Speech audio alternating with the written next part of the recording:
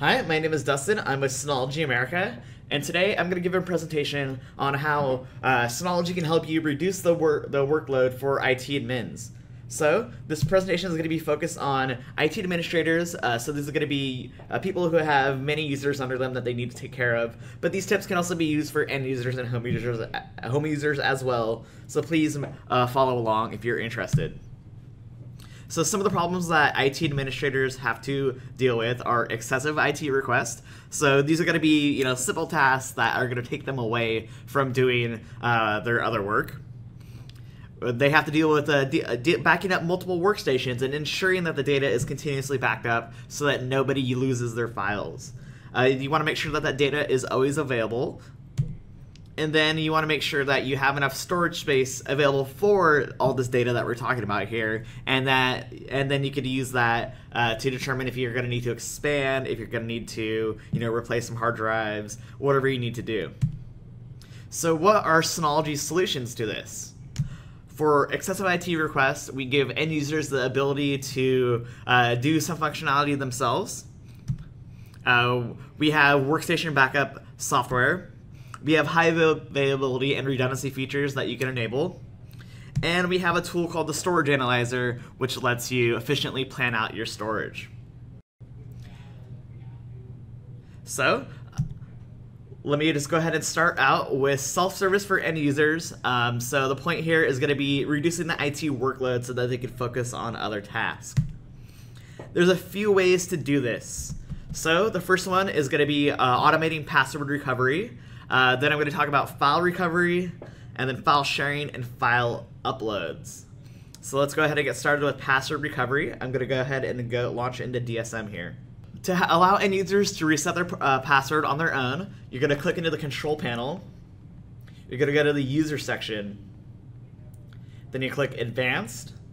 And if you read the very first option here, it says allow non-administrator users to reset forgotten passwords via email. So this is already checked off and it's ready to go. The other setting you're concerned with is in the notifications setting of the control panel. So if I click in here, I have some fake information filled out, but this is all the information that you need to make sure that the NAS can send out emails, because they're going to get that password reset through an email. So let me just show you what this looks like real fast in the GUI.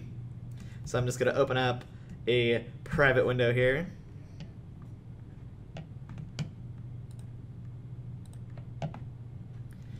Alright, so I'm using a private window, so to make sure I'm not logged in, I'm going to go to the NAS's IP address, and I click forgot password. I'm going to type in my username, click send. So there you go. The email that the end user receives looks exactly like you would expect any other password reset email to use. So they just click on the link, it brings them to the NAS, and then it says, reset your password, put in your new one that you want, and then confirm what that new password is, and then it's changed on their end, and the IT administrator didn't have to do any of that for them. Next up is file recovery. So this one's going to be a little bit more in depth. I'm going to be showing off two different features here. The first one is the recycle bin, which works on any of our products, and the second feature is going to be snapshots, which work on our products that support BTRFS, which is a file system that we introduced in 2015. I'm going to go look at the recycle bin feature first. So that's in the control panel. And then this is enabled on a per shared folder basis. So I'm going to click on shared folder.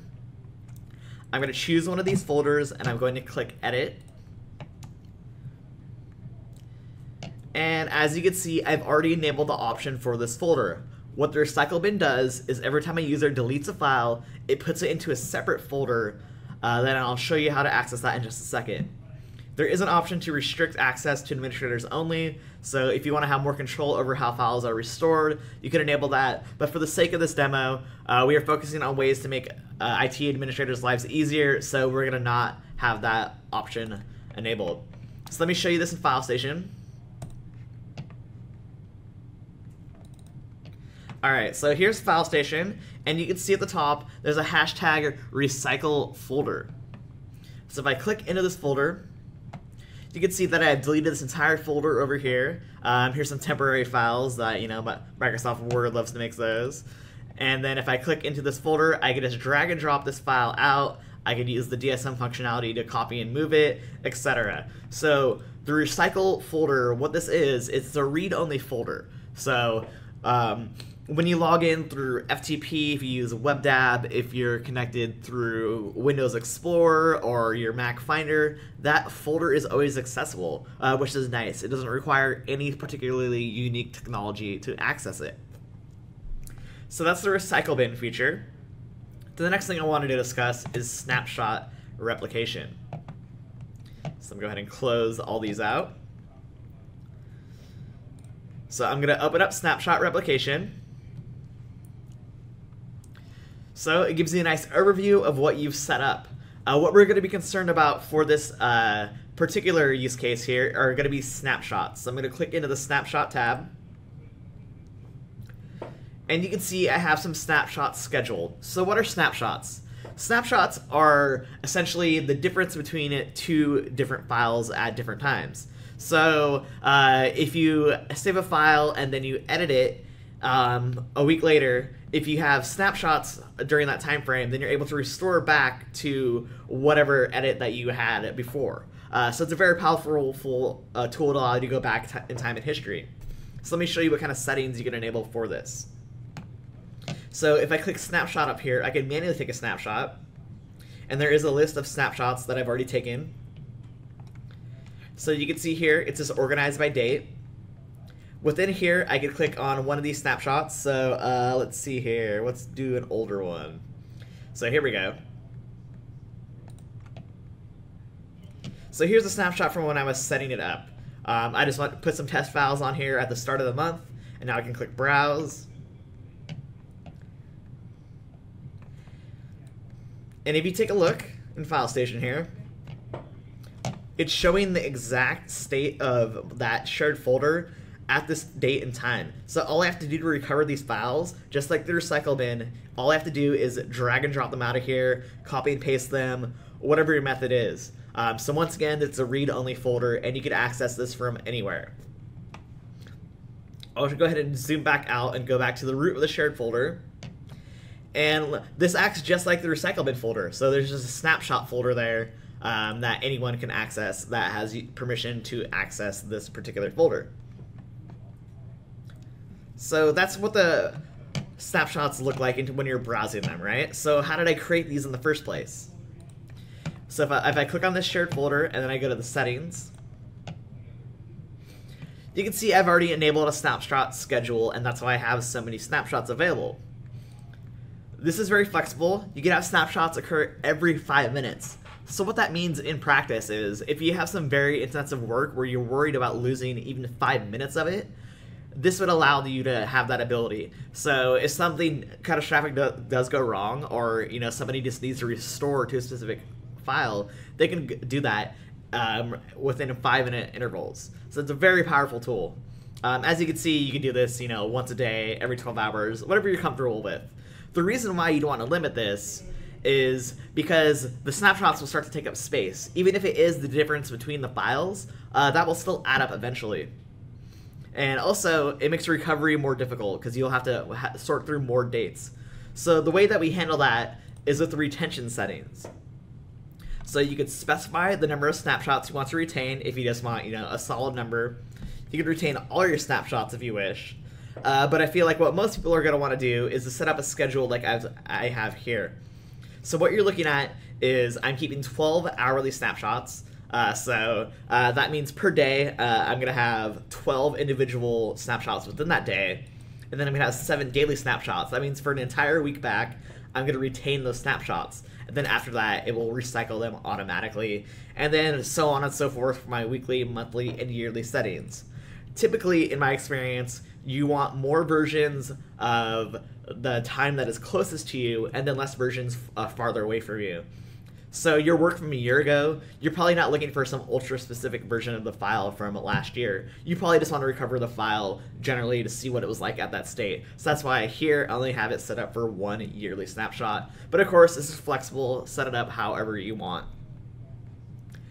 Clicking into the Advanced tab, you can see that I have the option for Make Snapshot Visible enabled. And this is what controls that hashtag snapshot folder that I showed you in File Station. So if I make this invisible, so if I uncheck this, click OK, and I go back into File Station and I'll refresh this, you can see that snapshot folder is gone. Well, if I'm focused on self-service recovery, why would I want to remove it? Well, there is an alternative way to recover the data. So I'm going to go ahead and pull up Windows Explorer here. I have a mapped network drive for the data folder that I've been doing this whole demo in so far. So I'm going to go ahead and double click into this. So as you can see, it's the recycle bin folder that I've been showing you, and the usual set of files that you've seen in this video.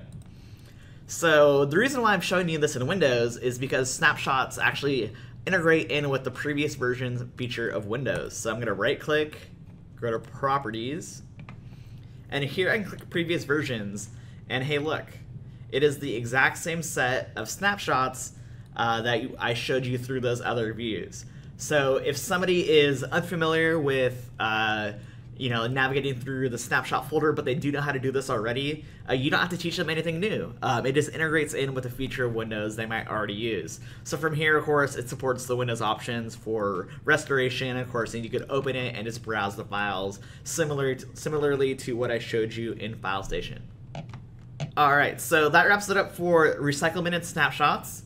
These are two very powerful tools that you can use to recover deleted files and also to restore back to historical file versions. And the best part about these, of course, is that the administrator doesn't have to spend the time on these tasks. They can focus on their other work because the end users are empowered to do this on their own. So these last two for this section are file sharing and file uploads. I'm going to cover both of these at the same time, and you'll see that they're very similar, but of course have different functionalities. So file sharing is for when you need to share files outside of your organization, or you just have a file that's too large to email. So this will give you a secure link that you can send to somebody, and then they can download the file. And file uploads are going to be similar. It's a way for you to allow somebody to upload to the NAS without needing login credentials or anything like that, and it will give you security options so you can lock down that process, and only certain people can get in. So let me go ahead and show you that. So it's very simple. The first thing I'm going to show you is sharing files. So you can share both files and folders. So I will go ahead and just share a file. The way you can access this is you right click and you go to share. This is also available under the action menu as well. So when you click share, you are greeted with a link to download the file and also some other options. So for our use case, I'm going to enable secure sharing. Here we're not sharing it with DSM users, but you can do that if you want to. What we're going to do instead is share it with others.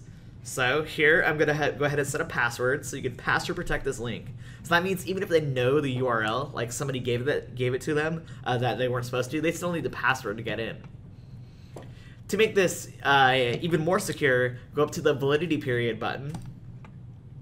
And here you can set up a stop time. So in this case, I'm going to set it to stop for later today. So I could have this stop at, let's just say after work hours is when nobody else should be accessing it. So at this time, when it becomes 8 p.m., then the link will no longer be able to be used. You can also do the opposite and have a startup time. This is useful if you are having an event or you just have a project where you already know what file you're going to send, but you're not ready to send it out just yet. You can have it so the link isn't valid until a certain time. This also is useful if you send out emails ahead of time that do already contain that link, so they'll have that resource, but they can't use it until you allow them to. The last option here is to only allow it to be accessed a number of times. So here, this is going to be very useful if you share a video and you don't want to ruin your network bandwidth. You can just set a limit on here so they don't go out and share that link with a bunch of other people. Alright, so now I'm going to go ahead and show you what the dialog looks like when you do this. So I'm going to open up a new tab, copy and paste that link.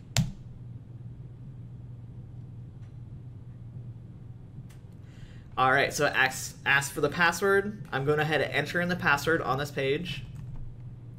Click enter. And there we go. So now I can just download this file as is.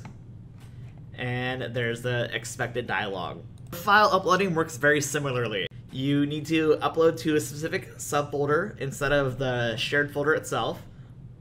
So here I'm going to click on Client Data, right-click it, go to Create File Request is what the upload option is called. It gives you a very similar dialog. It gives you a link, of course, and it also lets you set a name. So I'm going to set this just to my name. This shows them that when they log in, it's going to show them, hey, Dustin wants you to upload files to this area. And you can just have a message here.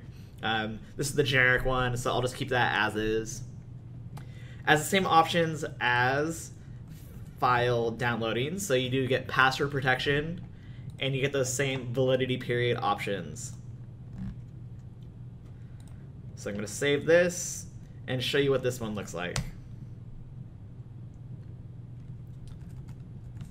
Alright, so I enter in the password, and it gives me an upload dialog. So you can see here, there's that personal message that I sent. You have to put in a name, so I'm going to put in the user. I'm going to add some files. Let's see here. What do I have on my desktop? Oh, here we go. Just a test file that I created for this presentation. Then you click Upload. And now you can see it's been successful. So this is what the end user sees, right? I'm going to go ahead and close this tab. Now when you look in this subfolder, you can see that it has both the username that I entered and the account name of the person who sent them that link. So not only can you log everything in terms of DSM itself, you know, that's just part of the built-in functionality that you can enable. For this specific function, it will also make sure that you are organizing your data properly. So, and when I look in there you go. There is my test file. So those are two ways where the administrator doesn't have to deal with anything here. They can just have their end users, you know, whoever needs to, send out these links to their clients to use. And this makes their lives easier because they don't have to create additional user accounts and worry about the security of them, you know, giving them the correct write and read permissions and things like that. So we believe this is one way that we could really help out IT administrators. Now that I've covered IT self-service thoroughly, let's go ahead and move on to Workstation Backup. So Workstation Backup is going to be done through our CloudStation suite. So let's talk about the reasons why you want to use this solution. So, for traditional backup, the computer needs to be turned on. You cannot always guarantee that if they're traveling and things like that. So if a backup is scheduled for a certain time, the computer needs to be on at that certain time, and that is not always the case. Also, if you have that backup set to go during the day while they're using the computer, well, they're going to see slow network speeds, and you don't want that because then they're going to turn around and complain to you about those speeds. So we offer a better solution, and that's real-time sync with the CloudStation suite. So the CloudStation suite is a group of software that revolves around the CloudStation server. So on the Synology NAS, you install CloudStation server, and that allows you to use software installed on your computer or your mobile devices or even another Synology NAS to sync with the NAS where you've installed CloudStation server. So we do have bidirectional syncing options as well as one-way syncing options. And this is supported on Windows, Mac, Linux, and mobile devices, so we have a lot of different packages available for you. So what does CloudStation Suite offer? Well, it gives you file versioning, so this is very similar to the snapshot feature, where you get point-in-time restoration of up to 32 file versions. The difference between them here is that this does file versioning on file modification. So whenever you hit that Control S and save that file, it'll automatically create that version for you. We do support selective syncing, so I mentioned that you can sync between all these different devices, right? Well, the storage amounts that you're going to have available for each one are going to vary, so you could filter out large files, you could choose specific folders to sync, and you could also just filter out by file type if you know that there's something big, like ISO files or something that doesn't necessarily need to be synced. Since this is syncing, it does support offline editing. So you can still work on the files on the computer you're using, and then in the background they get uploaded to the NAS. So what happens when you don't have internet access is the files are still on your computer. Instead of using a service like Dropbox or Google Drive, and you don't have your data syncing, you're now out of luck if you are trying to purely access it through the cloud.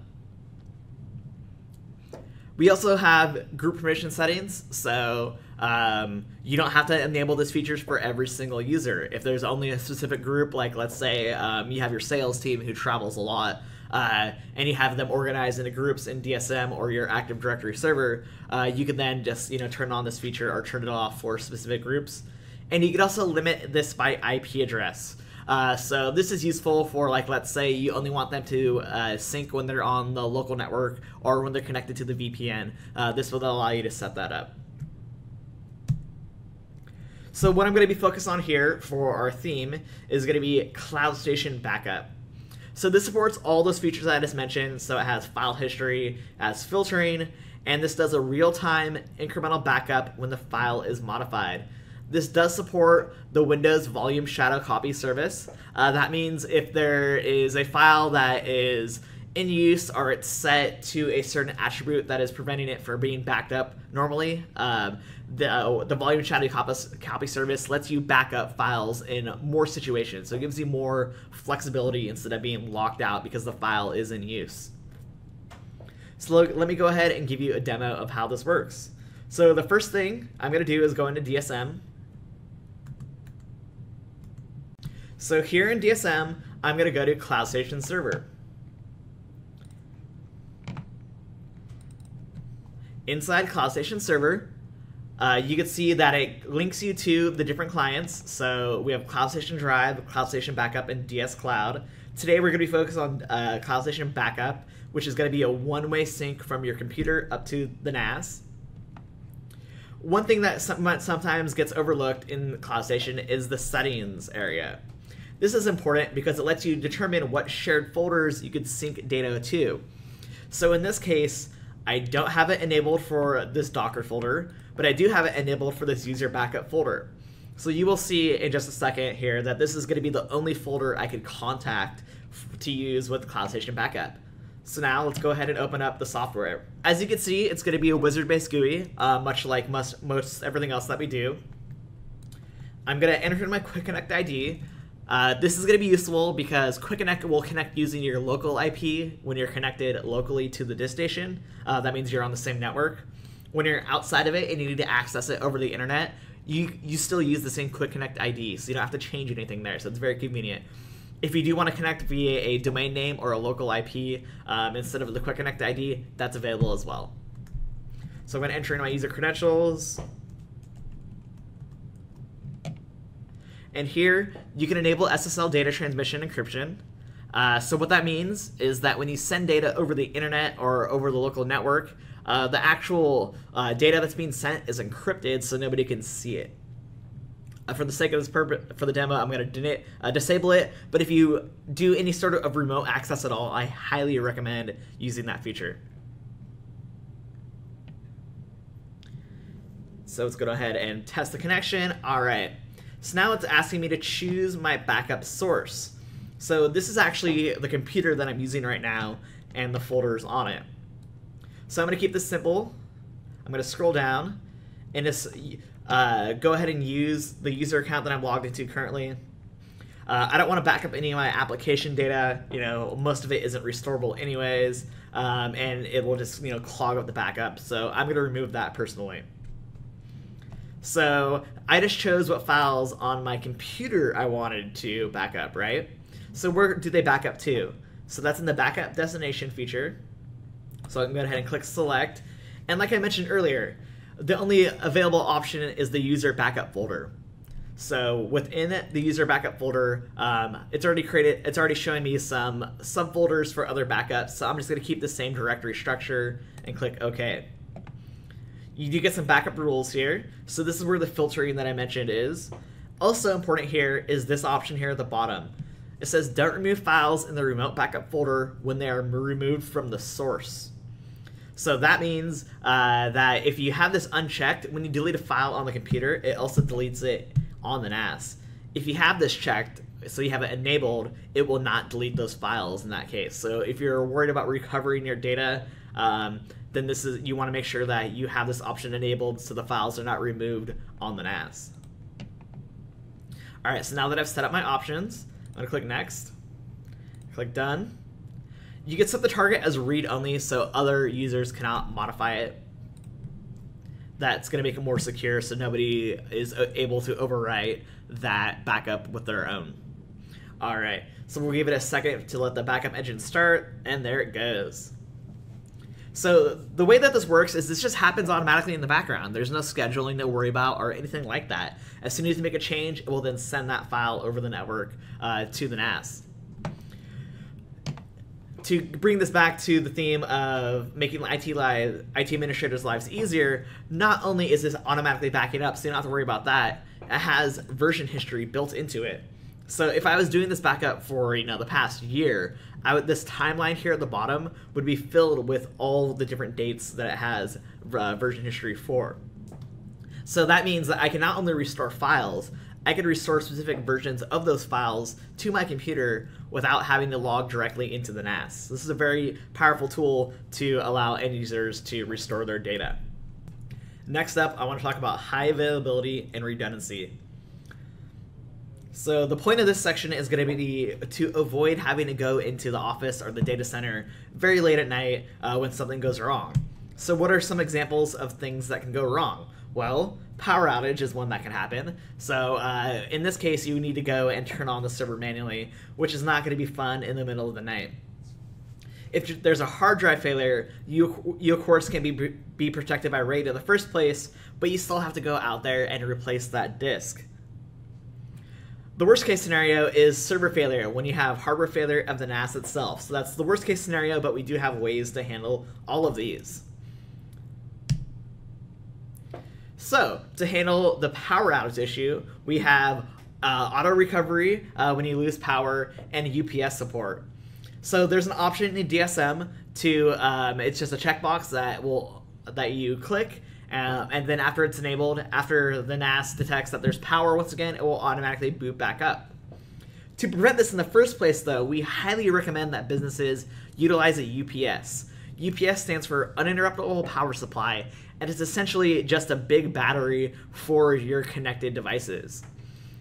So what this does is during a power outage, the NAS will actually stay running because it's still getting power, except now it's getting power from the UPS instead of the wall.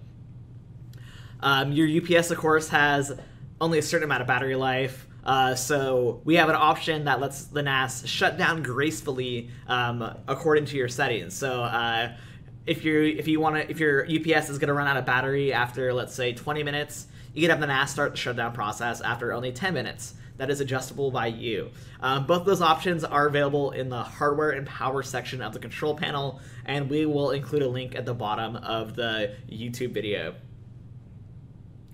Next up, to handle automatic RAID repair, we have Global Hot Spare. So RAID protects against disk failure, but you still have to replace the disk that failed, right? So what Global Hot Spare does is you have a disk that is separate from your RAID, and then once a disk is kicked out of the RAID for whatever reason, in most cases that's going to be just because the disk is failing, it will use that disk that wasn't in the RAID to automatically do the repair. So there's no logging into DSM and going into the storage manager and running that repair. It does that for you.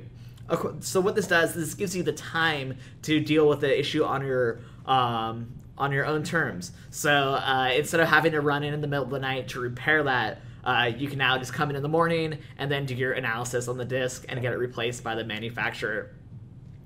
This is important because even though RAID does protect against disk failure, if you're using RAID 5 or Synology Hybrid RAID, then if you lose a second disk, you have now crashed your volume and you might not be able to get your data. So of course, I do want to remind people that RAID is not a backup. Have backups outside of this, but in terms of short-term availability, to make sure that people can access their data when they come in the morning, you want to try to prevent a complete loss of the rate at all times for business use cases. Of course, you can use multiple hot spare disks, and this is compatible with RAID 6 and Synology Hybrid RAID 2 as well. So even for RAID types that have 2 disks worth of redundancy, this is supported. We also support high availability. The way this works is you have 2 Synology NAS servers of the exact same make and model, and then you have all the same hard drives, solid-state drives, etc. inside them. With high availability, you create a virtual IP address between the two, so you're going to access them as one device in an active-passive setup. So if anything happens to the active server, it will automatically fail over to the passive server, and then you can keep working. The next part about this is because it's using a shared virtual IP address, is that there's nothing to change on the client side. So if this happens in the middle of the night, great. You're able to go in the morning and go ahead and fix whatever issue that you had, contact us for an RMA, whatever you need to do. On the other hand, if this happens during the middle of the day, end users are only going to see the fact that they aren't able to access the data for 30 seconds to 2 minutes, however long the failover takes. So like if they're clicking around, it might pause for a second, but for them it's going to be similar to a web page loading slow. So they're not even going to notice that there was downtime at all. So I didn't do any demos of these, but like I mentioned, we're going to include links for all these at the bottom of the YouTube page. So go ahead and click there. The last section today is the storage analyzer. This is a piece of software that you download from the package center, and this lets you look at your data and see, like where you're using too much data, places where you could delete files to save some space, that sort of thing. So let's take a look at the feature set. So this will find your duplicate files, this will find your inactive files. You can sort out your storage by user, which is going to be very useful, as I'll show you in just a second. And you can also sort by file type and size. Size especially is going to be useful to make sure you're getting everything you can out of the NAS. So let me go ahead and demo this inside DSM. I'm going to open up the Storage Analyzer application. The first thing you see is an overview of your volume usage over time, and then your previous reports. So I'm just going to go ahead and create a report right now. So I click the Create button in the bottom left, and then there's a wizard. And in this wizard, I can name the task. I can email it to somebody if I want to. And I can also determine the max amount of reports kept. So if I set this to 30, that means I'm just going to have the last month's worth of reports saved onto the NAS. All right. This is the core of the software here. So you can create reports for all these different things at once. So for the focus of our presentation here, I'm going to be focusing on quota usage, duplicate file candidates, large files, and least recently modified files. For the sake of the demo, I'll just leave everything checked off. Your schedule settings are very similar to what else you find in DSM. So you just do a daily schedule, and you can have it occur at a certain time. So you can also have it create a report as soon as you're done with the wizard. All right, so you can create reports only for specific shared folders if you want to. So you would choose those up here. But if you just want to have a report for everything on the NAS, just leave that bottom box checked off. And even as you add shared folders in the future, it will include those. It gives you some options for finding duplicate files. So you can ignore file names if you want to, and you can ignore modified time. And since this will give you a report, to make it readable, you might want to limit how many duplicate files it finds. But in this case, I want to see them all, so I'm just going to put this up to its max value. So there you go. It created all these settings, and it's just giving me an overview here. All right. Click Apply. So there you go. You can see it's running in the background, and it's going to occur every single day at 3 a.m. So let's take a look at this report I've already created so you can see what this looks like over time. To look at the report, you just click on the right arrow here, but you can also look at the historical reports through this button. So I'm going to go into the task. I think the easiest way to view the historical view the historical reports is down here at the bottom. You can see I can just go back in time and see what my data usage was like at the start of the month. So let's just go back to the latest. So the first thing you see is the usage per shared folder. So this breaks down how many files are in each shared folder and then the size of the data in the shared folder. So the first thing I want to show off are duplicates. So if I click over here in the left side navigation and go to duplicates, it gives me a list of what it considers to be duplicate file candidates. So the reason that I word it that way is because it's not deciding for you which ones are duplicates. It wants you to choose which ones are the duplicated files. So for this first example here, these are both the same file, but I only want to keep one of them. So here I can click that, and this gives you, and it lets me choose other ones as well, so I don't want these copies of this other file. And to delete multiple at once, I can go up here, click action, and then delete. Your other option to delete is just do it individually over here on the right side, but I feel like most people are going to want to do deleting multiple files at once, so go ahead and just check off the box. I still have this up to show you this other option here, and that's run file comparison on all files. So this uses MD5 checksums to do a comparison of each file. This gives you a very accurate view of if the files are truly duplicates or not, at the cost of CPU usage. So this will take longer to do, which is why it's an option in this menu instead. So moving on from duplicate files, let's talk about inactive files. So this is another way that you could save space by deleting these. So when I click on least recently accessed, it sorts it by oldest file first, which is what you want here. And then here, you can travel to the specific point of where the file is saved and then delete it. So however you access the file, you can do that, or you can just click here and it opens up the location in the file station, and then you can see what else you want to delete.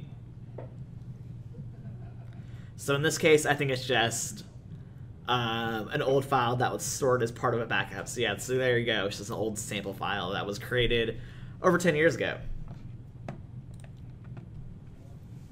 Next up is going to be storage by user. So that's in the user quota section. What you're looking at here is a very simple layout. If I had multiple users on this machine, I would see their names on the left, and then the shared folders in the middle, and then the file count and size per shared folder. So this gives you a very easy way to get a quick overview of what user is storing what files in what location. So since you access everything at the shared folder level, you can go in and say, hey, why do you have so many files in this shared folder you're not supposed to be using, or you're supposed to be using minimally? You know, perhaps they stored a bunch of video files on the NAS that they weren't supposed to. This will allow you to quickly find that per user. From here, we have file type. This is also useful for that same scenario. Let's say there's a bunch of videos stored on the NAS when there shouldn't be any at all. This will allow you to go in and see if there's any data that shouldn't be on there, is on there, or whatever you want to use it for. It just breaks it down by file type very easily. And this is a review of the whole NAS, but if you click on the Show All button up here, it does let you set per shared folder settings. So in this user backup shared folder, you can see that it changed slightly, but this is where most of the data is stored, so it's mostly the same as what I just showed you with the overview. The last thing is the file size. So here, I'm going to click on file size and take a look at this, and you can see it's organized by biggest file first. To keep using this video example, those files are probably going to be big, right? So you can see immediately if they're not stored on there. Another example are going to be ISO files, you know, VM files, which is what my top one actually is. These are things that are going to use up a lot of space, and you know, maybe you want to put them onto secondary storage, delete them from the NAS, and just have them stored somewhere else. Whatever you want to do with them, this gives you a nice, easy breakdown to figure out why you're using that space in the first place. So this lets you use the NAS efficiently, so you're able to plan out if you need to expand, you know, if you don't have anything that you could delete, maybe it's time to replace your hard drives. Maybe it's time to add some hard drives if you have some extra bays. Maybe it's time to get an expansion unit, or maybe it's time to get a bigger Synology NAS. Those options are all available, and this tool helps you decide what you need to do next. Thank you for watching. We will have another webinar next week. That one will cover security, and we will have a third webinar after that that will cover surveillance station. So please stay tuned and make sure to sign up for these webinars on Synology.com. Thank you.